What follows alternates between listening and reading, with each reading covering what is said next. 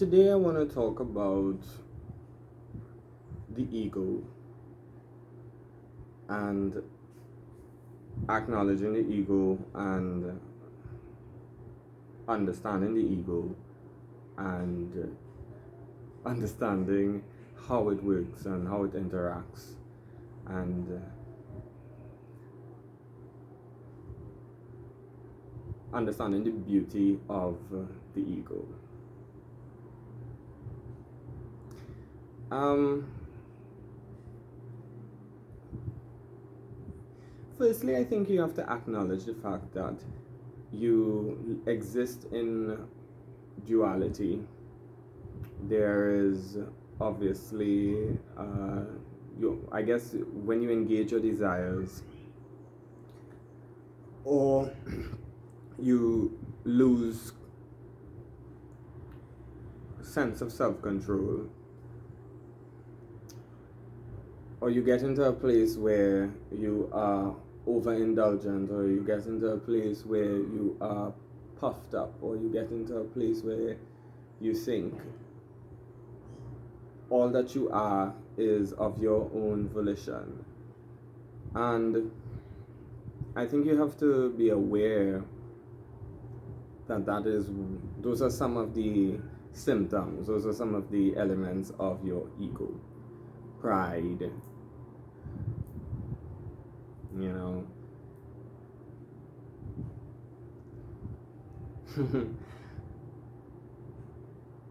I've had my own chapter in my life of engaging and dealing with my ego.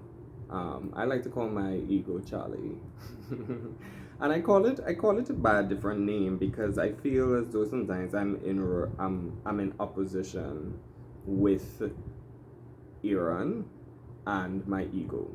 So in realizing that, I was like, okay, there are elements of me, and then there are elements of my ego. And then I started to think, maybe I should give my ego a name because sometimes it's really just not me. So I decided to call my ego Charlie. And sometimes when I have the ability, because your ego is a very, very powerful force, sometimes when I have the ability to be aware of it and pull myself back from saying things that I ought not to say, not to be insensitive, not to be cruel, not to be selfish. And because it's our nature, it's the nature of man to have these elements because we have dualities. And I say it's beautiful in the sense that your ego is not something that ought to be condemned. As I learned, a friend of mine that I actually used to live next to taught me this because I used to condemn my ego a lot. But your ego is necessary. It's almost like doubt is an accomplice to faith. It's kind of like your ego is an accomplice to your higher spiritual existence.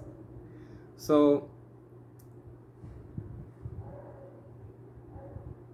I think the thing that we aren't allowed to examine, or the things that we aren't really taught, is that it's about balance. It's about balancing your true nature and your ego, because we are beings, we are creatures of desire, and we are creatures of miraculous potential in the same breath. So we're never really one thing at a time, and it's not possible to live this life of sainthood. Oftentimes, I think when people try to be do-gooders, or they try to be saints, I'm trying to use those words really, really loosely. I think people believe that, okay, if you're a spiritual person, you can't have carnal desire. It's kind of impossible to put away your carnal desire when you're encased in a carnal shell, So it's understanding that, and understanding the the desires of the shell and also understanding the desires of the spirit. So the way I would put it is my ego, my carnal shell would be Charlie, whereas my spirit is Aaron. And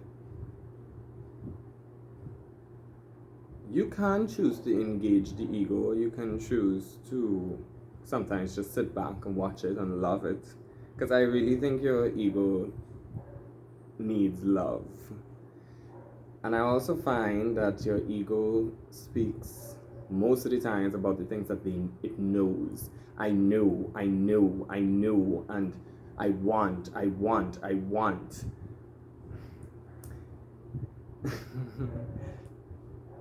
Oftentimes we will get all these ideas and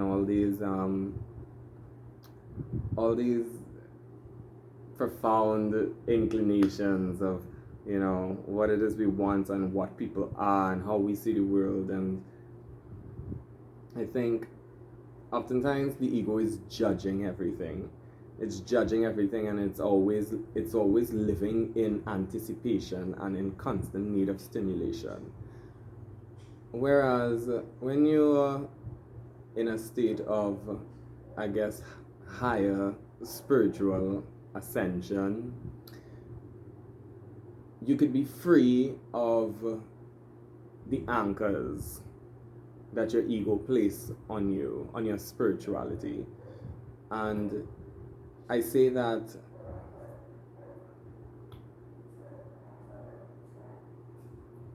when you allow yourself to be, and you allow yourself to flow, and when I say flow, I mean relinquishing control, not allowing the ego to decide, not allowing the ego to anticipate, not allowing the ego to create expectations. I think that when you just allow yourself to flow and being aware of that flow and understanding that you are being used as an instrument, because we're such complex entities, human beings. Like, I don't think we have a clue.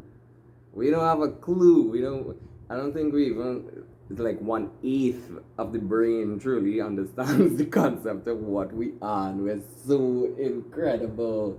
We are so incredible, but we get caught up in the charade of mundane carnal existence. There's no balance. The world is very egocentric and not very spiritually centered. So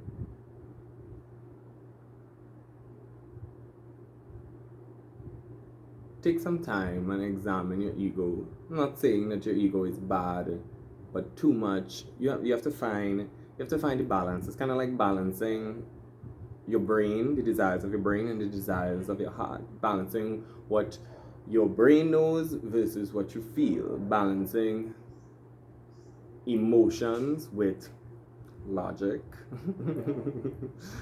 So, and when you come to that understanding, you'll realize that, goodness me, this is the equation that defines life in itself, because life is always so dual centric. You know, light and darkness. You know, we're taught darkness is evil and light is good, but you know, light was called out from the darkness, you know, and neither can exist without the other. They both need each other. It's like yin and yang, you know. So sometimes I am in a space and I'm around people, and you could say I'm probably like in my spiritual zone. Like I'm in my spiritual zone. I don't care to really engage my carnal senses at the point in time, and I could be surrounded in an environment where people are very carnal minded, and I think I don't judge it. I would say I used to judge it and be like, gosh, why couldn't we vibrate at a higher frequency? You know, like, you know, couldn't we share our auras like on a different frequency instead of this Selfish, selfish, selfish. Ooh, that's one of the prime definitions of the ego. Can't we always, I think sometimes, can't we vibrate at the frequency of selflessness and freedom, free of inhibitions, versus always being so selfish?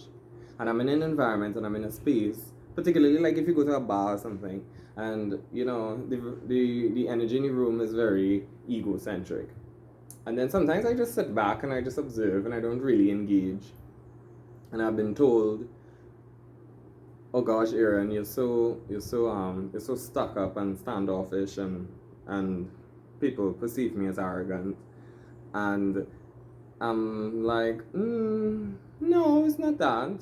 It's not that. And I hate to explain myself, I really do. But I just think like, no, it's not that I'm arrogant or that I'm standoffish or that I think I'm above it. No, I don't think that. It's just that, you know, if you're in a space that is so incredibly limitless and so incredibly simple, and in that simplicity it's so beautiful, it's like a cocoon of ecstasy, but not ecstasy of a carnal nature, ecstasy of a spiritual nature. So if you could equate ecstasy on a physical level to ecstasy on a spiritual level, it's a nirvana experience. I'm not gonna bother to leave that cocoon of ecstasy to engage the very puddle deep sensation of the ego. And then in the same time, I'm not going to engage a bunch of egocentric people because I don't want to argue about stupid shit.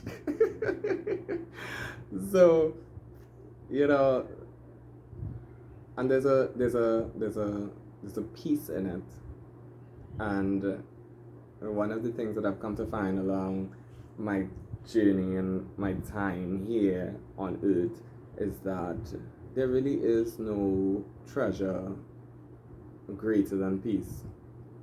There really isn't. And I think once you come to that understanding, you'd realize a lot of things, a lot of physical things lose its luster and lose its value. And I'm not gonna deny there are times that I wrestle. It's like my ego is saying, but I want to be stimulated. I want to be stimulated. I want sex. I want things. I want to be seen. I want notoriety. I want to be acknowledged. You know, I want to say I did this. You know, but sometimes when you found the balance between the carnal nature and your spiritual nature, you can say, and in your thinking you can say, all right, acknowledge that and say, okay, yes, I can stay in the state of spirituality, or I can relinquish and I can't fall prey to my desires, because I do. And I think oftentimes people believe that you need, if you need to be a saint and you need to be perfect in the sense of you need to follow a specific ideal, and only then would you be considered clean or holy or righteous. Goodness me, we're so imperfect. It goes against our very nature to try to be perfect. And when I really examine it, I say, goodness me, the creator must be a brilliant son of a gun to truly come up with a concept like this. Such an infinite concept. So, know your ego. Know your ego. Get to know your ego. That's the best advice I'd ever give someone. Get to know your ego. Know who you are. Because when you get to know your ego, and you get to manage your ego, then you get to figure out your spiritual nature. And when you figure out your spiritual nature, then you can figure out your purpose.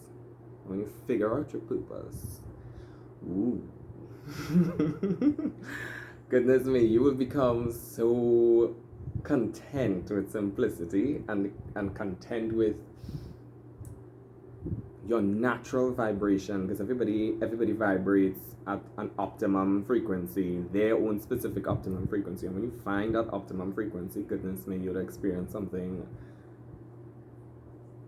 greater than any sort of carnal stimulation. So get to know your ego.